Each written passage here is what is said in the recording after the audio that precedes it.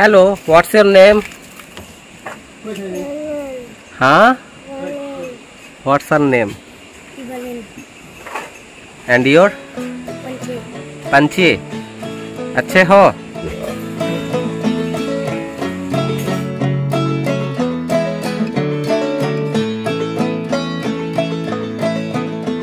আগের ভিডিওতে পুরাতন সাসপেনশন ব্রিজ ট্রেকিং শেষে আপনাদের কথা দিয়েছিলাম এবারে নিয়ে যাব স্বচ্ছ পানির গ্রাম সোনাংপডেংয়ের লুকায়িত সেই সৌন্দর্যের কাছে, যে নৈসর্গিক সৌন্দর্য একবার দেখার পর কিনা মানুষ আজীবন মনে রাখে।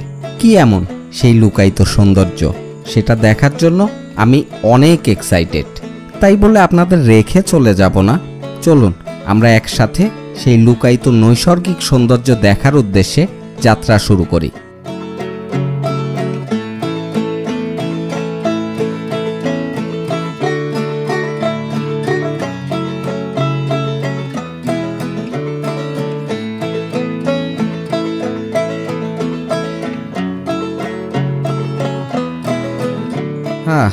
সকালবেলা এক কাপ চা না হলে নিজেকে চাঙ্গা রাখা মুশকিল।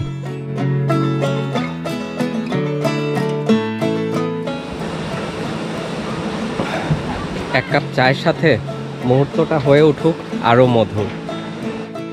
মুহূর্তটা হতে পারত আরো মধুর যদি এই কাহিনীটা না ঘটতো। শাওন ভাইয়ের মনটা একটু খারাপ, তাই না ভাই? খারাপের কারণটা কি বলেন? খারাপের কোনো কারণ নেই, মন খারাপ হবে কেন? আচ্ছা আপনার ফোনটা দেখান। ফোনটা ওই যে এ হচ্ছে শাওন ভাইয়ের ফোন ওইখানে শুকাইতে দিছে, সে একটা পলি ব্যাগে ফোনটা নিছে, পলি ব্যাগটা ফুটো, সেই সাথে তার কপালটাও ফুটে গেছে।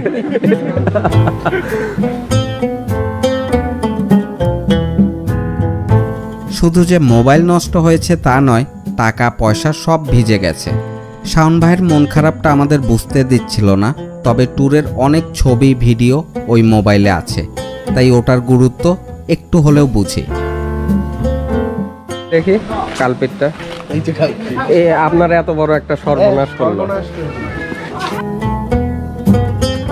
সেলফি ডেঞ্জার জোন, এটার অর্থ আমার জানা ছিল না, যেমনটা গত ভিডিওতে বলেছিলাম, তবে আপনাদের মধ্যেই একজন কমেন্টে অর্থটা বলে দিয়েছে। জায়গাটায় নাকি কয়েকজন মারা গিয়েছিল, তারপর থেকেই এই সতর্কীবার্তা। Thank you Kushalbag for your information. অনেক সময় আপনাদের দেয়া ইনফরমেশন থেকেও অনেক কিছু জানতে পারি, এই ব্যাপারটা ভালো লাগে।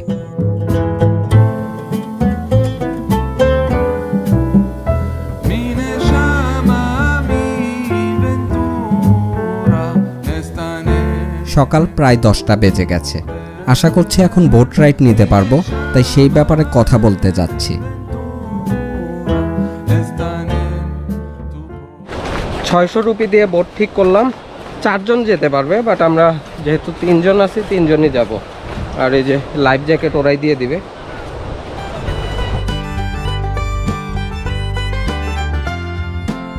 স্বচ্ছ পানিতে এবার ভেসে বেড়ানোর পালা।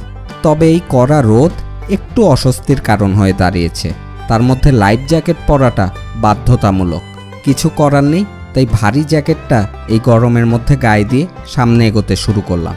আর এদিকে দেখুন, স্বচ্ছ শীতল পানিতে এরা গা ভিজিয়ে আনন্দ করছে। ঝর্ণা থেকে নেমে আসা পানি, তার মধ্যে আবার নিচে রয়েছে পাথর, তাই ওয়েদার যত গরমই থাকুক না কেন, এই পানি সব সময়ের জন্যই ঠান্ডা।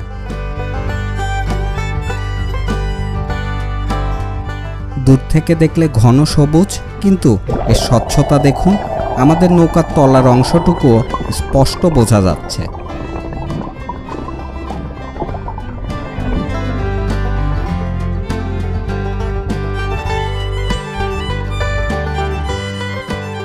টলমলে স্বচ্ছ পানির নিচে থাকা পাথর, মাছ সবকিছু উপর থেকে দেখা যাচ্ছে।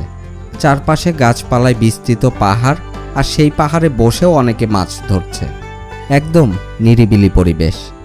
এসবের মাঝেই ধীর গতিতে চলছে আমাদের নৌকা। I've seen a lot of change, been through a lot of pain. Some things are not the same as they were a year ago, but all will be okay. I move on each and every day, The past is where it stays, way back a year ago.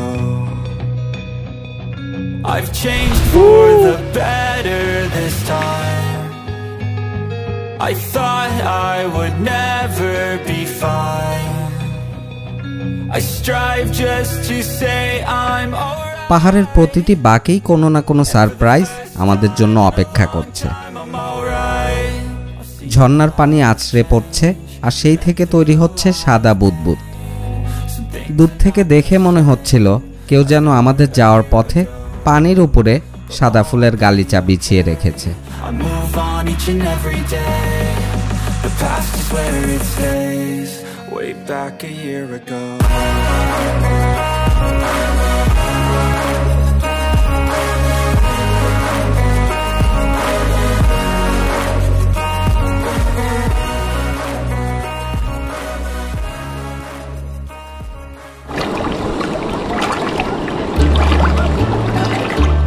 সোনাংপ্যাডেংয়ের এই সৌন্দর্যে আমি মুগ্ধ হয়েছি, তবে আমার ইচ্ছা ছিল আরও ভিতরে যাওয়ার এই পথ ধরে।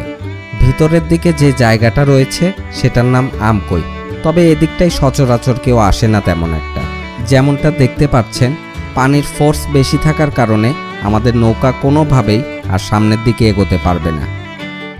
আমকইতে যাওয়ার অনেক ইচ্ছা ছিল, বাট পানির যে ফোর্স যাওয়া কোনোভাবেই সম্ভব না। ইনফ্যাক্ট বোট ওইখানে নিয়ে যাওয়ার পরেও বোটটা স্টেবল রাখতে পারে না, এত পানির স্রোত ওই পাশে। আর ওভারঅল কেমন লাগলো ভাই? অসাধারণ।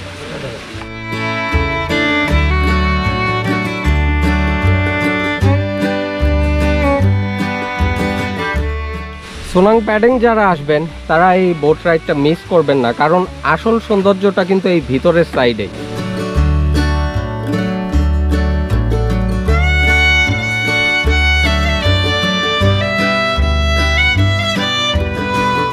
সোনাংপ্যাডেংয়ের বোট রাইড হতে পারে আপনার জীবনে কাটানো সবচেয়ে সুন্দর একটি মুহূর্ত। অনেকে যেটা করেন, সোনাংপ্যাডেংয়ে ঘুরতে এসে ক্যাম্প সাইটের আশেপাশে ঘুরেই চলে যান আর ভাবেন স্বচ্ছ পানি তো দেখা হয়েই গেল, তাই অযথা বাড়তি টাকা খরচ করে বোট রাইড নিয়ে কি করব। ক্যামেরায় বোঝানো যায় না অনেক কিছুই, শুধু এতটুকুই বলবো, বোট রাইড না নিলে অনেক কিছুই মিস করবেন প্রকৃতির এতটা কাছে এসেও। আমাদের দেশে সিলেট জাফলং ঘুরতে আসলে যে পানি দেখতে পান আপনারা, সেটা এই নদীরই পানি। ভারতে এটার নাম উমগট।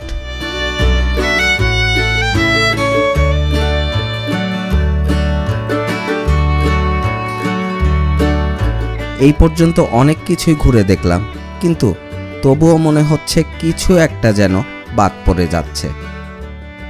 45 মিনিট শেষ, রাইডও শেষ। সময়টা যে কোন দিক দিয়ে কেটে গেল বুঝতেই পারলাম না, তাই না?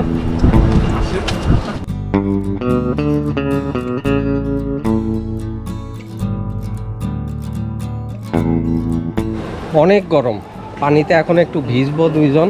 আর এই পানি যে ঠান্ডা, ঝর্ণার পানি, লুঙ্গি পরেই যাচ্ছে। লুঙ্গি পরা অবস্থায় মনে হয় আজকে ফার্স্ট দেখলেন আপনারা। কেমন লাগছে কমেন্টে জানাবেন।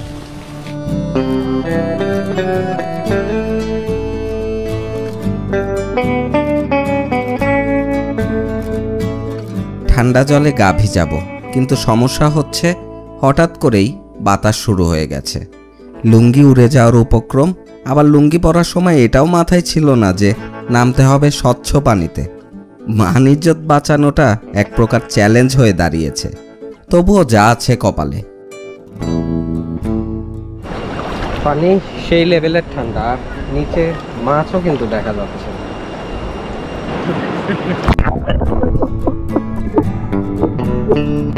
ইন্টারেস্টিং একটা ব্যাপার দেখুন, এই মাছগুলো কিন্তু ট্রান্সপারেন্ট।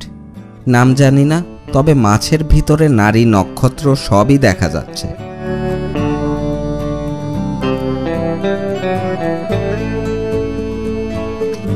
সোনাংপ্যাডেংয়ে আজকে আমাদের শেষ দিন। ঘণ্টাখানেকের মধ্যে হোমস্টে থেকে চেক আউট করব, তবে আপনাদের আরও একটি সুন্দর জায়গায় নিয়ে যাব।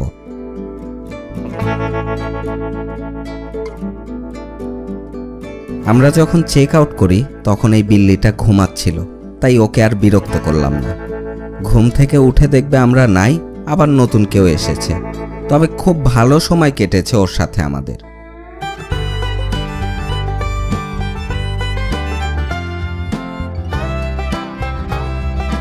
সকাল 11:30 মতো বাজে। আমরা হোমস্টে থেকে চেক আউট করে ব্যাগপত্র নিয়ে বেরিয়ে পড়েছি সবাই।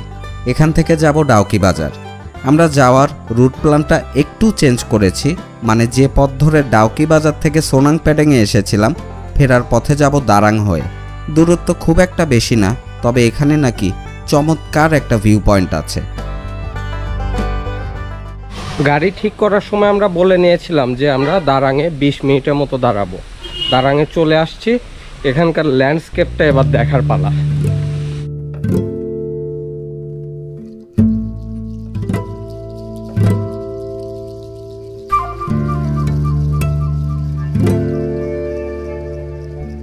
ওঠানামা মিলিয়েই মোটামুটি 20-30 মিনিটের মতো ট্রেকিং করতে হয়। আবার সেখানে গিয়ে কিছু সময় কাটাবো, ভিডিও শ্যুট করব। তাই ড্রাইভারকে 20 মিনিট সময়ের কথা বললেও 20 মিনিটে সম্ভব না, আর সেটা উনিও ভালো করেই জানেন। এখানেও দেখি আরও একটা সেলফি ডেঞ্জার জোন আছে।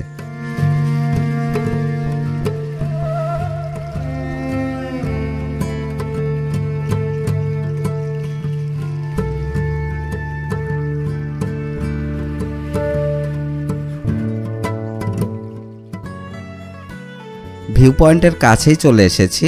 সাইডে সুন্দর একটা ঝিরিও আছে, তবে এভাবে দেখলে তো বুঝতে পারবেন না, তাই পাখির চোখে জায়গাটি উপভোগ করুন।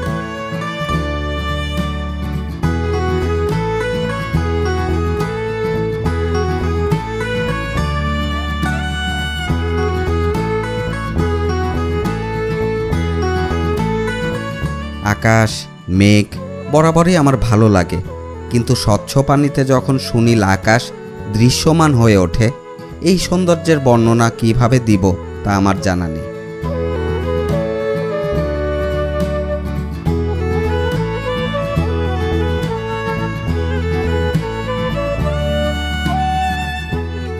এমন একটি পরিবেশের মাঝে ছোট্ট নৌকায় নিরালায় চুপটি করে বসে মাছ ধরছে।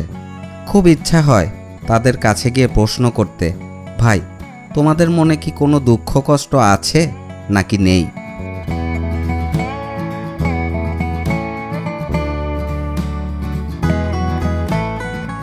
এই গ্রামটিকে যদি বলি ছবির মতোই সুন্দর, তাহলে আমার বলায় কোনো ভুল হবে কিনা সেটা একটু কমেন্ট করে জানাবেন।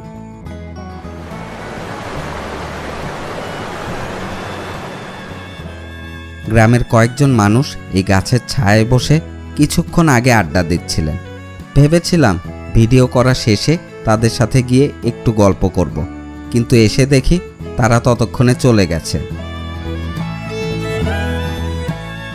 কখনো যদি দ্বিতীয়বার সুযোগ পাই তাহলে এই জায়গাটিতে আমি আবারও আসব, কারণ কিছু কিছু জায়গা আছে যা একবার দেখলে মন ভরে না।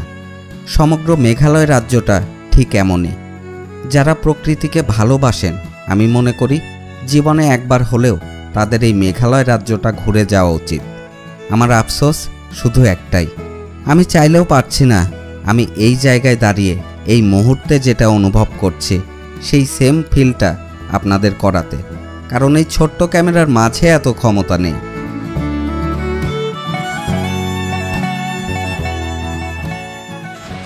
পানি এতটা ক্লিয়ার, বোট যখন চলে এর উপর দিয়ে পানি দেখা যায় না, শুধু বোটের উপরে যে রোদের যে ছায়াটা পড়ে ওইটা দেখা যায় দূর থেকে, মনে হবে যে নিচে কোনো পানিই নাই।